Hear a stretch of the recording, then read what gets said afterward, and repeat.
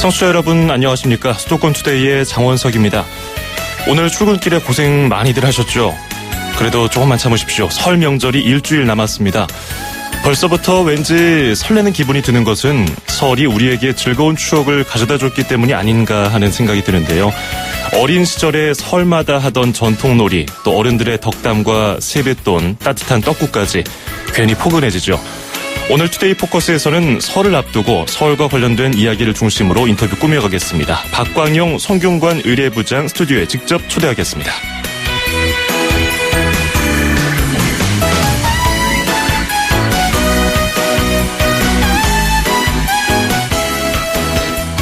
네, 오늘 아침 앵커가 뽑은 수도권 뉴스입니다. 서울시가 청년들에게 저렴하게 주택을 제공하는 역세권 청년주택 사업이 있습니다. 삼각지역 근처에 역세권 2030 청년주택 1호가 있는데요. 한 달 임대료가 12만 원에서 38만 원으로 책정됐습니다. 서울시는 올해도 주택 15,000호 사업 승인을 목표로 하고 있는데요. 실제 입주는 2-3년 안에 이루어질 전망입니다. 청년들에게 도움이 되는 임대주택 정책으로 자리 잡을지 지켜봐야겠습니다. 자, 방금 들어온 속보 하나 전해드리고 가죠. 블랙리스트 작성에 관여한 혐의를 받고 있는 조윤선 문화체육관광부 장관이 방금 특검에 도착했습니다. 관련 내용은 잠시 뒤에 자세히 전해드리죠. 펜타토닉스의 윈터 원더랜드 도놀이 BFP 띄워드리면서 2017년 1월 20일 수도권 투데이 시작합니다.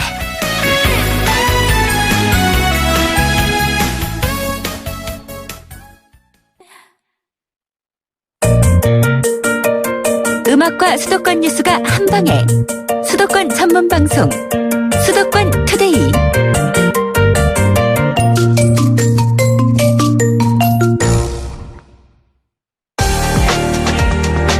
투데이 포커스.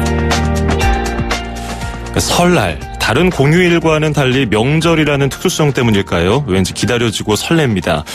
청취자분들 어렸을 때 생각해 보시면요, 이 설이기 때문에 혹은 설날만 맛볼 수 있었던 음식 혹은 즐기던 놀이가 있었을 텐데요.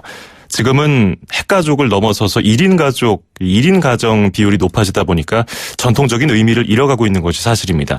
오늘은 우리 설에 대해 되새겨보는 시간을 마련했습니다. 박광영 성균관 의례부장 스튜디오에 직접 모셨습니다. 어서 오십시오. 반갑습니다. 예. 좀 마이크 좀 가까이 와주시면 네. 감사하겠습니다. 자, 오늘 아침에 오는데 고생 많으셨어요? 눈이 많이 오셔가지고 조금 힘들었습니다. 눈이 많이 와서 좀 고생 많이 하셨죠. 감사합니다. 오늘 또 아침에 이른 시간에. 자, 설 얘기를 하려고 직접 스튜디오에 모셨는데요. 설 명절에 제사상하고 평소에 하던 제사상하고 또 명절에 하는 차례상하고 좀 헷갈려 하는 분들이 있거든요. 설 상차림은 어떤 게 바르다고 할 수 있을까요? 지금 그 제사를 이야기하셨는데 고인이 돌아가시고 난 그 날에 지내는 것을 우리가 기제사라 그러고 그리고 이제 명절, 특히 추석이라든지 설 같은데 명절에 지내는 제사를 갖다 우리가 차례라고 이야기를 합니다.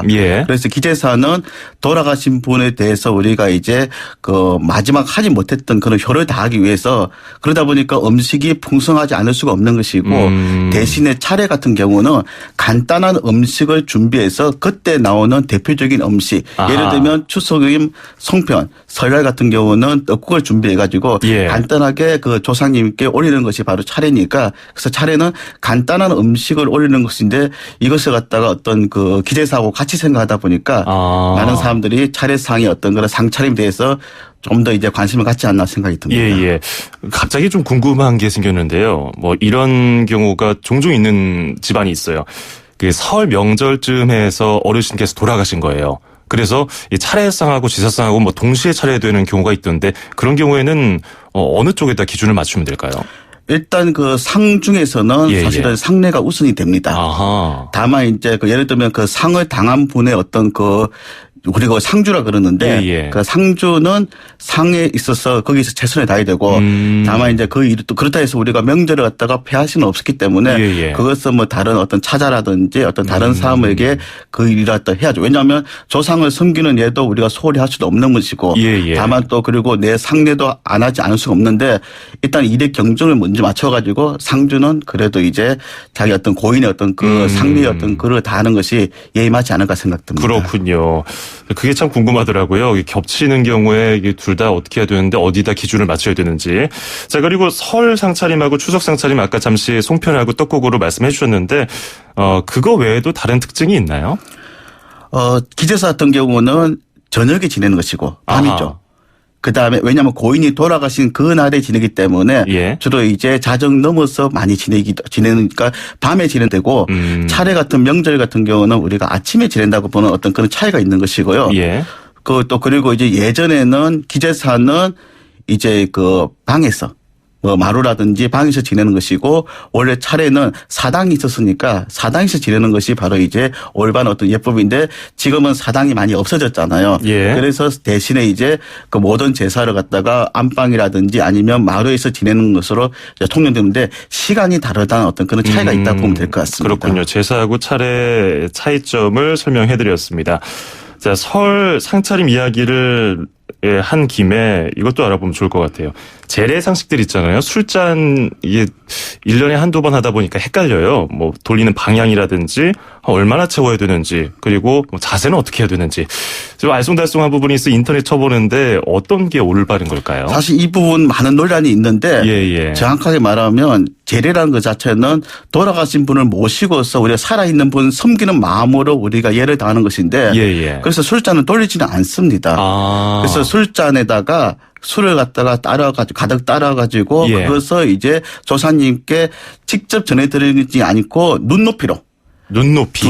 두 손으로서 잔을 받들어가지고 눈높이 정도로 올리고 난 다음에 그렇게 드리는 올릴 헌자, 술잔 짝, 헌작이라고 그럽니다. 헌작. 예. 그래서 이렇게 하는 것이지 이것을 오른쪽으로 돌리냐 왼쪽으로 돌리냐 그건 절대 그렇지는 않습니다. 바로 이제 공경하는 마음을 담아가지고 조상님께 이게 드십시오라는 어떤 그런 마음가짐으로 올린다고 보면 될 것 같습니다. 그러니까 추석이나 설 때 차례상을 차릴 때는 술을 눈높이에서 올려서 헌작 돌리지 않고 그래 드리는 건데 제사 때는 좀 다르죠? 제사도 마찬가지예요. 마찬가지예요. 똑같습니다. 모든 제례에서는 술을 사용할 때는 절대로 돌리지 아니하고 술을 따라서 받들어 가지고 눈높이를 올리고 난 다음에 다시 이제 그 상위에다가 올리는 것이지 이것을 왼쪽에 돌린다 오른쪽에 돌린다 그거는 근거 없는 이야기입니다. 그렇군요. 보통 집안마다 다 달라요. 어떤 분들은 향 위에다가 이렇게 돌리고 어느 쪽은 왼쪽 좌쪽 오른쪽으로 돌리기도 하고 다 달라서 헷갈렸었는데 눈높이에서 돌리지 않고 이렇게 정성스럽게 드리는 게 맞군요. 네. 그럼 술 종류는 상관이 없을까요? 예전에는 이제 주로 이제 그 쌀을 가지고서 누룩하고 이제 발효시킨 어떤 그런 우리 술을 갖다 많이 썼었는데 이 술에 대해서 꼭 어떤 술을 써야 되냐. 이거는 꼭 그렇게 우리가 국한하지 않아도 될 것 같습니다. 다만 이제 명절 같은 경우는 우리 전통 문화를 지키는 것도 중요하기 때문에 가급적이면 우리의 어떤 고유한 전통주를 사용하는 것이 좀 더 낫지 않을까 생각이 듭니다. 그렇죠. 하긴 그 술 종류가 서양에서 온 술로 하면은 좀 어색하긴 할 것 같아요. 자, 그리고 설 하면은 뭐니 해도 떡국 아니겠습니까? 설 때 또 떡국 안 먹고 가면 왠지 허전한데 유래가 항상 좀 궁금해요. 왜 떡국 한 그릇 먹으면 한 살이다. 아이들이 저는 2살 먹고 싶으니까 2그릇 주세요. 이런 아이들도 있는데 어떻게 하다가 떡국 먹는 풍습이 생겼을까요? 사실 이 떡국에 대해서는 이것은 우리 어떤 그런 민족성하고 연계된 것 같은데 제가 사실 이 부분은 전문은 아니지만도 들은 이야기로는 이제 그 흰색이고 그다음에 이제 길다는 어떤 그런 의미를 가지고서 이제 또 둥글게 썰어가지고 원만한 마음으로 한 해를 시작하는 어떤 그 마음에서 정말 어떤 새로운 어떤 그런 기분으로서 이제 만드는 어떤 그런 시절 음식. 이제 그런 음식으로서 이제 떡국이 보편화되지 않나 생각 들고 다만 어떤 만드는 방법이라든지 재료라든지 이런 부분은 지역에 맞춰가지고 조금씩 달라지는데 그래도 떡국을 먹는 것은 우리 민족의 오랜 어떤 그런 풍습이고 또 그것이 바로 우리 전통 문화라고 보면 될 것 같습니다. 떡국 지역마다 다 달라도 다 맛있는 것 같아요. 떡국이라는 것은. 자, 지금 박광용 송균관 의례부장 스튜디오에 직접 모시고서 설과 관련된 이야기 하고 있는데요. 청취자 여러분, 설과 관련된 이야기 궁금한 점 있으시면요. 문자 보내실 수 있습니다. 샵 0945 우물정 0945로 문자 보내실 수 있는데요. 짧은 건 50원, 긴 건 100원의 정보 이용료가 듭니다. 그리고 더불어서 오늘 눈길로 인한 사고 등 각종 제보도 받고 있으니까요. 참고하시기 바라겠습니다. 자, 이어서 말씀 나눠보면요. 세뱃돈. 이거 아이들이 정말 기다리는 거 아니겠습니까? 세뱃돈도 유래가 있을 것 같은데요. 네, 맞습니다. 사실 이제 세뱃돈 이야기 하셨으니까 제가 철이 없을 때는 세뱃돈 받는 것이 상당히 즐거웠는데 그럼요. 이제 철이 들다 보니까 오히려 세뱃돈에 대해서 내가 얼마나 줘야 될지 걱정하는 어떤 그런 입장이 드는데 그렇죠. 유례를 말씀하시니까 원래 세뱃돈은 사실은 없는 겁니다. 아, 그래요? 옛날에는 해가 바뀌게 되면 그 아는 지인에게 인사를 갖다가 해야 되는데 직접 할 수가 없다 보니까 어떤 그 아이들을 갖다 집안에 있는 아이들을 갖다가 그 사람에게 대신 이제 그 인사차 보냅니다. 아하. 그때 보낼 때 간단한 선물이라든지 서신이라든지 이런 것을 가져가서 그동안 만나지 못했던 그런 그 인사차를 갖다가 전달하고 뭐 지금이야 핸드폰이 있으니까 편하겠지만 예전에 그게 없다 보니까 그래서 인사를 갖다가 대신 보냈을 때 그 집에서 그 사람 아이를 상당히 기특하게 여겨가지고 그 아이를 잘 대접하고 또 거기다가 돌아갈 때 어떤 간단한 어떤 그런 선물이라든지 그러니까 그 아이에게 어떤 그 필요한 어떤 그런 물품을 조금 주는 어떤 그런 게 있는데 이것이 나중에 이제 세뱃돈의 어떤 그런 유래가 되었다고 보면 될 것 같은데 사실은 세뱃돈이라 자체는 아이들이 어른을 찾아뵙는 것은 당연한 도리인데 그 도리를 갖다 그런 부분을 생각하지 아니하고 아이들에게 그냥 아이들이 세뱃돈을 갖다가 받는 것이 세배라고 생각하는 거 이것은 좀 더 우리가 좀 바꿔야 되지 않을까 생각이 듭니다. 예, 그런 것들을 교육시킨 다음에 세뱃돈을 줘야겠어요. 잠시 방금 들어온 속보 전해드리고서 계속 이야기 나눠가겠습니다. 김기춘 전 비서실장이 특검에 도착했습니다. 오늘 서울중앙지검에서 영장실질심사가 있을 예정인데요. 이제 일단 특검에 도착해서 수사관들과 함께 잠시 뒤 법원으로 이동하게 됩니다. 관련 내용 들어오는 대로 다시 한번 전해드리겠습니다. 자, 계속 인터뷰 이어가면요. 이제 청취자 여러분이 문자를 보내주신 거 질문 몇 개 드려보겠습니다. 6239번님이 명절에 어쩌다가 친척집 방문이라도 하면은 조카들이 때로 몰려듭니다. 이거 얼굴도 잘 몰랐던 녀석들이 세배를 하는데 이거 다 세배 받고 돈 줘야 됩니까? 저는 이제 30대 중반인데요. 결혼도 안 했는데요. 어떡합니까? 이런 거 있어요. 아까 말씀하신 것처럼 이게 철이 드니까 이제 돈을 얼마 줘야 되냐 궁금하다고 하는데 이게 돈을 실제로 얼마 정도 줘야 되고 다 줘야 됩니까? 지금 제 경우 같은 경우는 조카들이라든지 어떤 그런 아는 사람이 온다 해가지고 무조건 저는 주지는 않습니다. 아, 그래요? 저는 일단은 당연히 어른을 찾아왔으니까 어른에게 인사드리는 세배를 하는 것이 맞는 것이고 또 세배를 받고 난 다음에 아이들에게 덕담을 하고 저는 그렇게 끝내는 것이 좋지 않을까 생각이 듭니다. 왜냐하면 아이들에게 우리가 어떤 그런 교육이라는 것 자체는 어릴 때부터 우리가 가르쳐야지 나이 들어가지고 철 들어서는 가르칠 수가 없습니다. 좀 한계가 있으니까. 그래서 아이들에게 어떤 우리 명절의 어떤 의미가 무엇인지 그리고 가족의 어떤 그런 소중함이라든지 우리 어떤 집안의 어떤 그런 뿌리 이런 것을 갖다가 일깨워주는 어떤 이런 식으로 바뀌어져야지 그것을 갖다가 뭐 아이들에게 그 세배를 받고 당연히 세뱃돈을 준다는 어떤 이런 어떤 그런 문화는 사실 조금 이제 우리가 좀 지양해야 되지 않을까 생각이 듭니다. 하긴 그래요. 아이들이 설이라서 좋은 게 아니고 세뱃돈 받으러 가기 때문에 좋아하고 나중에 친구들끼리 야, 너 얼마 받았냐? 막 이런 걸로 경쟁하는 거 좀 보기 안 좋아 보이긴 하더라고요. 자, 그리고 앞서서 잠깐 얘기했던 건데 9014번님이 왠지 조상님께 올리는 술이라서 비싼 술을 올려야 될 것 같은데 그래도 형편이 좀 어려우니까 생전에 아버지께서 좋아하셨던 밤 막걸리를 올릴까 생각을 했거든요. 근데 탁주는 좀 예에서 어긋난다는 얘기가 있더라고요. 어떨까요? 이렇게 문자 보내주셨어요. 그렇지는 않습니다. 어떤 술을 쓰라고 단도시 놓은 건 아니기 때문에 다만 이제 우리가 이제 그 화학식 어떤 그런 그 술이 아닌 공유로 만든 어떤 술이면 다 괜찮습니다. 그렇기 때문에 또 이 우리 막걸리 같은 경우도 사실 지금 우리가 막걸리가 조금 그 낮은 술처럼 생각하지만 사실은 그렇지는 않기 때문에 그런 어떤 전통주면 다 무방하다고 생각이 듭니다. 맥주보다는 낫지 않겠습니까? 그렇겠네요. 맥주를 또 조상님께 올리면은 뭐 조상님이 좋아하셨다면 모르겠습니다만은 그래도 모양은 그래도 우리 전통주가 더 괜찮아 보이네요. 자, 이 설 풍습이 그런 면에서 뭐 많이 퇴색하고 있다는 지적도 있어요. 뭐 예전에 우리 어르신이 좋아하셨으니까 뭐 기존에 일반적으로 차례상에 올리는 음식들을 올리지 않고 뭐 요즘에는 피자를 올린다든지 치킨 올린다든지 뭐 이런 것도 있고 뭐 그런 것까지는 뭐 괜찮다 치더라도 우리가 꼭 기억해야 할 고유의 설 풍습에는 뭐가 있을까요? 지금 잠시 말씀하셨는데 그 차례상에서 설날 추석 같은 차례상에서 뭐 피자라든지 햄버거라든지 이런 부분은 조금 그 부적절한 것 같고요.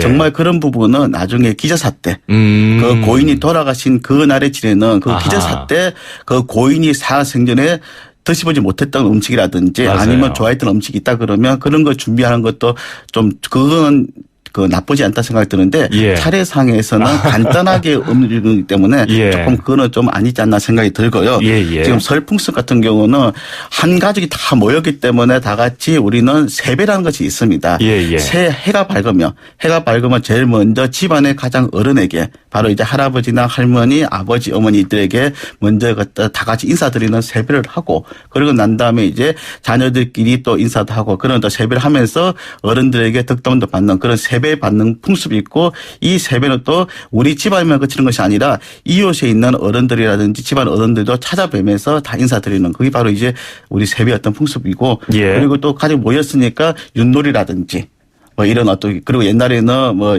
그 연날이라든지 뭐 제기차기 이런 어떤 누구나 다 쉽게 모여가지고 다 같이 할 수 있는 어떤 그런 놀이가 우리 설날의 어떤 그런 그 세시 풍속이 아니었나 생각됩니다. 맞아요. 요즘에는 아이들 모이면은 사촌들끼리 스마트폰 붙잡고서 게임하잖아요. 참, 저 어렸을 때만 해도 나가서 이런 것들 제기차기라든지 연날리기 참 많이 했었는데 요즘에 이런 거 보기 힘들어졌고 그게 또 그럴 것이 예전에는 대가족이다가 이제 핵가족화가 된다고 했다가 핵가족이 됐고 이제는 뭐 1인 가구가 되다 보니까 이런 교육을 받기가 사실 어려워졌어요. 그렇기 때문에 세배할 때 어른들께 어떻게 인사드려야 될지 잘 모르겠거든요. 세배하기 전에 서서 새해 복 많이 받으세요 말씀드리고 세배를 하는 게 맞는지 아니면 어떻게 하는 게 맞는지 모르겠어요. 사실 그거는 이제 방송의 어떤 그런 배단이 아닐까 생각이 듭니다. 방송의 배단. 왜 그러냐면 모든 드라마라든지 영화 예. 보면 항상 아이들이 어른에게 인사할 때 할아버지 할머니 새해 복 많이 받으세요라고 이쁘게 인사를 하면서 절을 하는 어떤 모습이 많았습니다. 그렇죠. 사실 이제 우리가 인사라는 것을 보면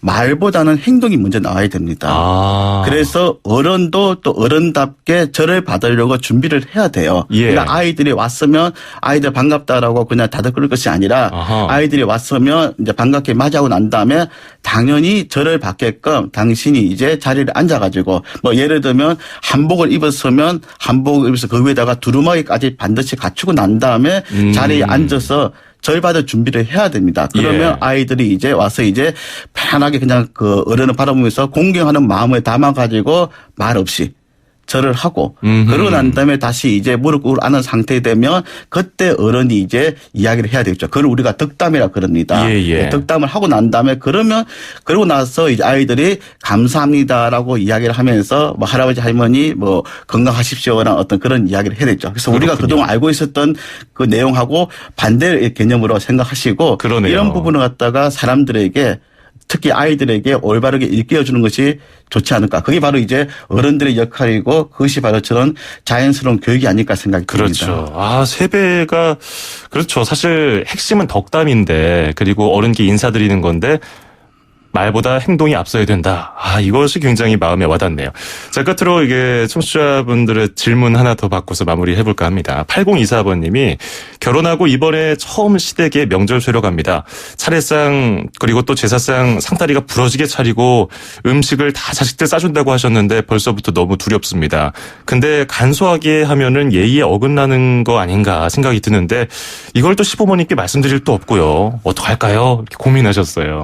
사실 어른들의 어떤 그 뜻을 갖다가 받드는 것도 사실은 도리이기 때문에 지금 당장 이야기를 한다 해가지고 다 꽂히지는 않을 겁니다. 다만 우리가 그것을 알고 있는 거하고 모르는 거 차이가 있으니까 지금은 일단 이제 그 혼인을 했으니까 시가 때문에 어떤 그런 풍습도 중요하니까 그런 가풍도 좀 따르면서 조금씩 어떤 그 노력하는 모습을 보일 때 어른들도 좀 더 이제 마음을 달리하고 그러면 그것이 바로 이제 우리 전통 문화도 다시 올바른 어떤 그런 풍습으로 그 재자림하게 되고 다시 원래 모습을 갖다 해보지 않을까 생각을 합니다. 예, 우리 전통 문화가 사실 좀 어렵고 복잡하다고 생각을 했었는데 오늘 부장님 말씀 들어보니까 기본이네요. 그냥 기본을 잘 지키는 것이 우리의 도리를 다하는 것이고 그게 우리의 풍습이 아닌가 생각을 해봅니다. 지금 말씀하신 그 기본이 바로 예라 보시면 됩니다. 그렇습니다. 예에 대해서 오늘 다시 한번 생각해봤습니다. 오늘 여기까지 듣도록 하겠습니다. 고맙습니다. 네, 감사합니다. 네, 지금까지 박광영 성균관 의례부장이었습니다. 2,500만 수도권 청취자를 위한 모든 소식이 한자리에 YTN 뉴스 FM 수도권 투데이 FM 94.5MHz YTN 라디오 수도권 투데이 2부입니다. 방금 들어온 소식 먼저 전해드리겠습니다. 잠시 뒤 10시 반에 김기춘 전 비서실장과 조윤선 문화체육관광부 장관에 대한 영장실질심사가 서울중앙지법에서 열립니다. 이에 따라서 조윤선 장관과 김기춘 전 실장이 조금 전 특검에 출석을 했고요. 이제 특검 수사관들과 함께 서울중앙지법으로 향하게 됩니다. 김기춘 전 실장이 먼저 수사관들과 법원으로 향했고요. 잠시 뒤에 조윤선 장관도 법원으로 수사관들과 함께 갈 예정입니다. 취재진들의 질문에 김기춘 전 실장은 아무 말도 하지 않았네요. 관련된 소식 들어오는 대로 다시 한번 전해드리죠. 광고 듣고 와서 잠시 뒤 인천시 소식 이어갑니다. 선풍기는 돌다 말고 좌석은 딱딱하지만 낯선 여행자에게 말을 건네는 따뜻함이 넘치는 곳. 자이살메 여행 3등석 칸이 묻습니다. 행복은 얼마일까요? 질문 여행으로 인도하다. 대한항공 인도 주 8회 운항. Excellence in Flight. Korean Air. 서울, 경기, 인천, 집고! 수도권 정부의 핵심이 바로 여기에. 수도권 행정탐방. 수도권 행정탐방 금요일 순서 인천광역시로 가보겠습니다. 인천시 김석철 방송팀장과 연결합니다. 팀장님 안녕하세요. 네, 안녕하세요. 예, 인천광역시가 신흥국 수출 비중이 약 65% 이른다는 소식을 들었는데요. 아시아 주요 신흥국들과 교류 확대를 위해서 유정복 인천시장이 17일에 해외 출장에 갔다고요? 네, 그렇습니다. 유정복 시장이 아시아 주요 신흥국 자매도시와의 경제 교류 협력 강화와 문화 외교를 통한 성공적인 기업 진출을 도모하기 위해 지난 17일부터 5박 7일간의 일정으로 베트남 하이퐁시와 인도 콜카타시를 방문 중입니다. 예. 베트남의 하이퐁시는 올해 우리 인천시와 자매 결연을 맺은 지 20주년을 맞이하는 도시인데요.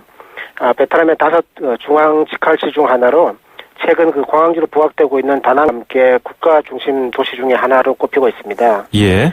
이번 그 유정복 시장이 하이퐁시 방문을 통해서 양 도시 간의 경제 교류 협력 강화를 위한 양해각서를 체결했고요. 이어 그 주 베트남 한국 대사와 레반탄 하이퐁 당사기를 만난 다양한 분야에서 양 도시의 그 기업과 시민을 위한 동반자적 그 관계 증진 방안을 논의했습니다. 예, 뭐 다양한 곳을 가는데 특히 눈에 띄는 게 인도 방문이네요.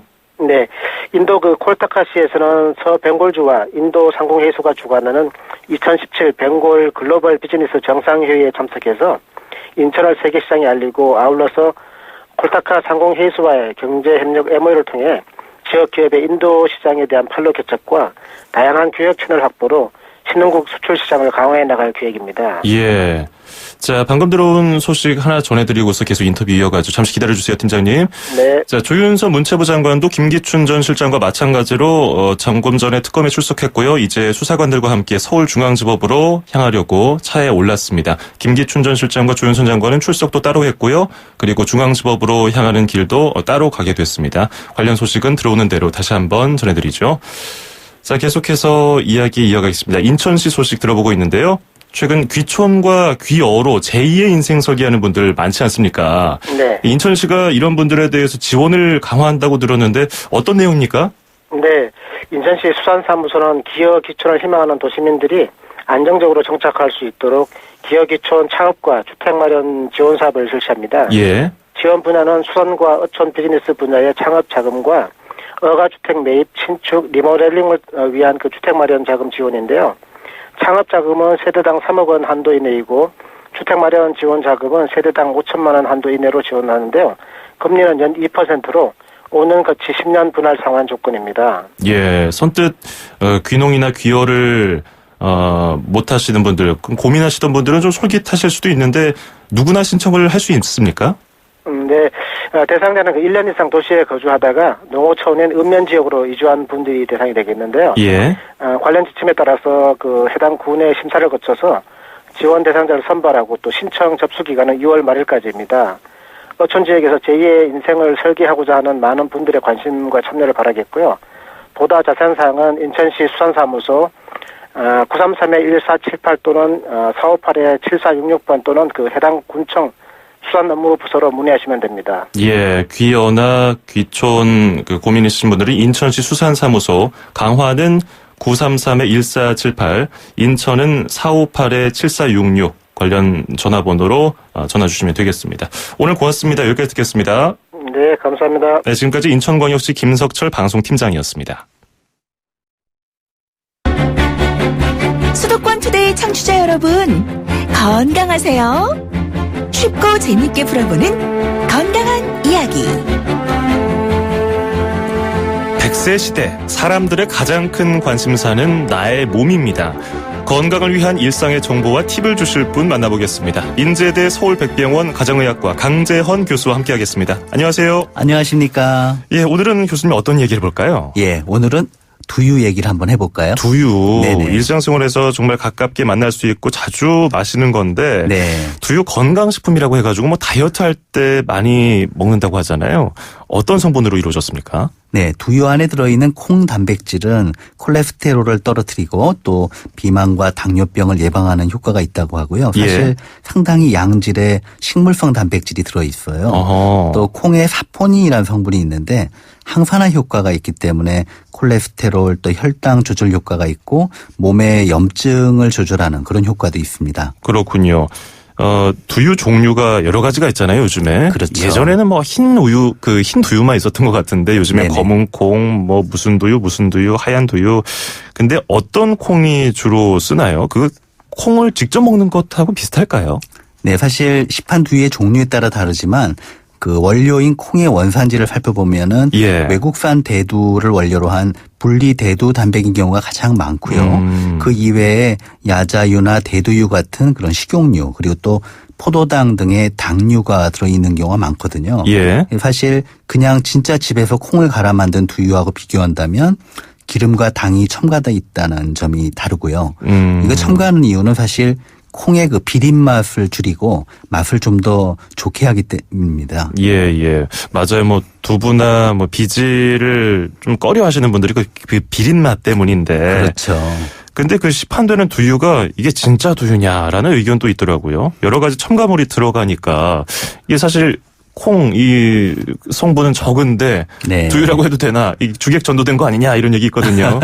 사실 시판되는 두유가 진짜 두유가 아니라고 말하는 건 좀 지나치고요. 두유는 맞아요. 하지만 다른 성분이 첨가됨으로써 맛이 좋아질지 몰라도 두유 본래의 그런 건강상의 이점이 줄어들 수 있는 것이 문제거든요. 그래서 사실 구매를 하실 때 그 두유 안에 정말 어떤 재료로 어떤 성분을 넣어서 만든 것인가를 잘 따져보는 지혜가 필요합니다. 이게 맛을 위해서 두유에 아까 여러 가지 당도 들어가고 뭐 포도당 들어가고 또 과당 들어가고 해서 여러 가지 첨가물이 들어가 있다고 말씀해 주셨는데 아침에 우리가 우유 한 잔 먹으면서 그냥 아침 때우는 경우 있는데 요즘에 두유 많이 먹거든요. 그런데 오히려 건강에 좀 악영향을 미치진 않을까요? 네, 사실 그 두유에 함유되어 있는 당류의 양이 제품에 따라 다르긴 하지만 200ml당 한 7에서 10g 정도 되거든요. 이 양은 같은 그런 용량의 그 청량음료보다 반 조금 안 되는데요. 근데 문제는 소비자들이 이 단음료를 드실 때는 당연히 당이 많고 건강에 나쁘다는 걸 알고 먹지만 두유는 건강에 좋다고 먹고 있는데 여기에 당이 들어있는 것이 문제이죠. 그래서 두유에 몸에 좋은 성분이 많다 할지라도 그 안에 포함된 당류는 당연히 많이 드시면 건강에 해로울 수가 있겠습니다. 그렇군요. 두유하고 우유하고 그냥 단순 비교를 한다면은 가장 큰 차이점이 뭐라고 할까요? 예, 우선 그 식물성 단백질이냐 동물성 단백질이냐는 차이가 있겠고요. 그 다음에 우유에는 이제 칼슘이 좀 더 풍부하겠죠. 예, 그래서 두유랑 우유는 조금 차이가 있는데 최근에는 두유 중에도 그래서 우유에 비해서 부족한 칼슘을 그런 보강한 그런 두유도 나오는 걸로 알고 있습니다. 근데 우유 먹기에 좀 불편하신 분들 있잖아요. 나는 우유를 먹으면 속이 부글부글거려서 좀 힘든데 그런 분들은 두유로 대체하면 괜찮을까요? 저도 그렇게 많이 권고를 합니다. 그래서 유당 불내증이라 그래가지고 유당을 분해 못하는 분은 우유만 마시면은 배가 아프거나 설사하시거든요. 그런 분들이 단백질을 음료로 공급하는 데는 두유가 아주 좋은 대체 식품이 됩니다. 그렇군요. 두유에 또 좀 안 좋은 소문들이 있어요. 성조숙증을 유발한다. 어린이들 두유 먹이면 안 되는 거 아니에요? 예, 사실 지나치게 많이 먹으면 몸에 해로운 거는 모든 식품이 똑같겠죠. 그런데 보통 아이들이 두유를 하루에 한두 잔 마시는 것은 절대 성조숙증을 유발하지 않거든요. 오히려 두유에는 아이들이 건강하게 성장하는 데 도움이 되는 식물성 단백질이 풍부하게 들어있기 때문에 분명히 장점이 더 많다고 생각합니다.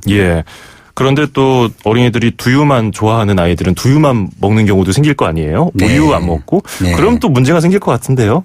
그래서 저도 그런 아이들 보면은 이제 문제가 두유의 건강 때문이라기보단 단맛 때문에 우유보다 낫다고 드시는 아이들이 있어요. 최근에 시중에 잘 시판되는 두유를 살펴보면 당이 안 들어있거나 덜 들어간 제품도 나오고 있거든요. 그래서 식품 성분표, 영양 성분표를 잘 보시고 확인을 하고 구매하는 것도 좋은 방법입니다. 그렇군요. 교수님이 지난주 라면 얘기도 그랬고 지혜롭게 먹을 줄 알아야 된다 이렇게 말씀해 주셨잖아요. 네. 이 영양 성분을 항상 부모님들이 꼼꼼하게 살펴야겠네요. 예, 사실 굉장히 작게 써 있어서 신경 쓰기 어려운데요. 맞아요. 자세히 살펴보시면 그 안에 모든 정보가 들어있거든요. 예. 자, 그러면은 두유를 좀 어린이는 어느 정도 마셔야 되고 어른은 하루에 어느 정도 먹어야 될까요? 이 역시 딱 정해져 있지는 않습니다. 보통 어른은 하루에 200cc 한 잔 정도, 어린이들은 2잔까지는 문제되지 않는다고 보고 있습니다. 요즘엔 두유 종류가 많은 것처럼 그 우유 종류도 참 많지 않습니까? 그렇죠. 초코, 딸기는 옛날 얘기고 요즘에는 아몬드 밀크라고 해서 고소하게 나왔던데 그 두유하고 비슷한 건가요? 사실 아몬드 밀크는 열량이 우유나 두유보다 좀 낮다는 장점이 있고요. 그다음에 콜레스테롤이 없다는 것이 장점이 있거든요. 근데 이제 아몬드 밀크가 우유나 두유에 비해서 불리한 것은 단백질과 칼슘이 훨씬 적어요. 그래서 성장기 어린이 또는 영유아에게 우유의 대체 식품으로 줄 경우에는 두유는 단백질이 들어있지만 이 아몬드 밀크는 없기 때문에 이 부분은 좀 주의해서 목적에 따라서 드시는 것이 바람직하겠습니다. 그렇군요. 역시 이것도 목적에 따라서 먹어줘야 되는데 그럼 결과적으로 어떤 쪽이 건강에 도움이 돼서 먹어야 된다. 둘 중에 하나를 선택해야 된다. 그러면은 아무래도 두유 쪽이 낫다는 결론을 낼 수 있을까요? 특히 성장기 어린이나 또는 단백질을 충분히 섭취하기 위해서 드신다면 아몬드 밀크보다는 두유가 낫겠고요. 기호 음료로서 열량이 낮은 우유의 대체 식품으로 먹는다면 아몬드 밀크도 좋은 선택이 될 수가 있겠습니다. 그렇군요. 그리고 우리가 기호에 따라서 두유를 시원하게 마시는 경우도 있고요. 상온에 넣어서 먹는 경우도 있고 데워서 먹는 경우가 있어요. 그렇죠. 성분 차이가 생기나요? 거의 없습니다. 거의 없어요. 따라서 본인의 기호에 맞춰서 드시면 될 것 같습니다. 그렇군요. 그래도 너무 찬 건 또 안 좋겠죠?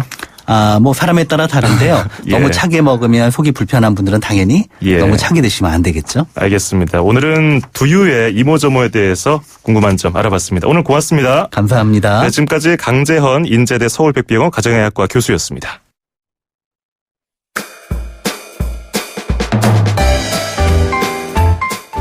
네, 수도권 투데이 오늘 준비한 소식 여기까지입니다. 오늘 눈 때문에 온 세상이 꽁꽁 얼어붙었는데요. 큰 도로는 상대적으로 괜찮은데 다리 위는 지열이 닿질 않아서 까만 얼음이 도로에 있어서 미끄럽거든요. 운전하실 때 주의하시고요. 이면 도로, 또 골목 걸어다니실 때 넘어지지 않도록 조심하시길 바라겠습니다. 저는 다음 주 월요일 아침 9시 10분에 뵙죠. 장원석이었습니다. 고맙습니다.